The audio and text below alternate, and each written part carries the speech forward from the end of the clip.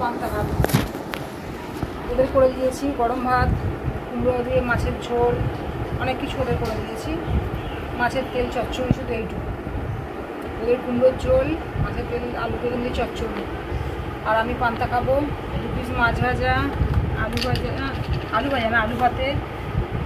আলু ভাতে, বেগুন ভাজা, ডবল ডিমের অমলেট, পেঁয়াজ। গরমের সময় এটা সব থেকে শান্তি খাওয়া, পান্তা ভাত।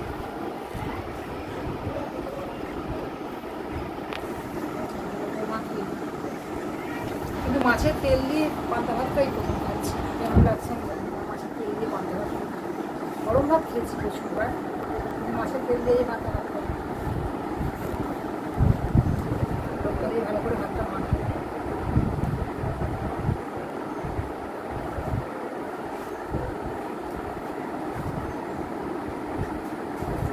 কি সেন্ট বেরিয়েছে একদম পান্তার, দুর্দান্ত সেন্ট। কই আমি তো পাচ্ছি না। খা একগাল, তাহলে খেয়ে দেয়, তবে তো পারবো। আমি খেতে পারলাম না, ভাত এমনি।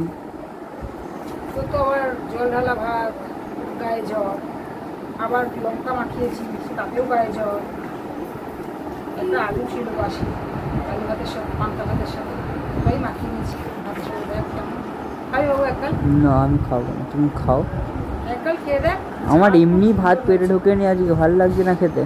কেন আজ ভালো লাগছে না কেন? তোরা কি হয়েছে? তোদের খেতে বসলেই ভালো লাগে।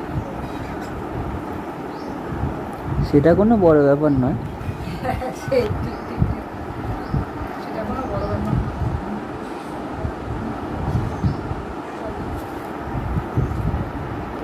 কচি কুমড়ো দিয়ে মাছের ঝোল করেছিলাম, সেটা খাই না, সেটা কিছু খাই না। খাইয়ে দিলে ভাতটা খাওয়া হবে, খাইয়ে দেওয়া হয়নি।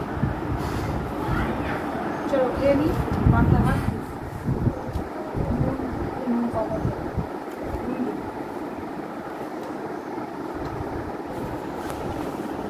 চলো আজকে লাঞ্চটা এখন জমে যাবে। পান্তা ভাত খেয়ে প্রাণ প্রাণ ঘুম, খুব সুন্দর ঘুমটা হবে।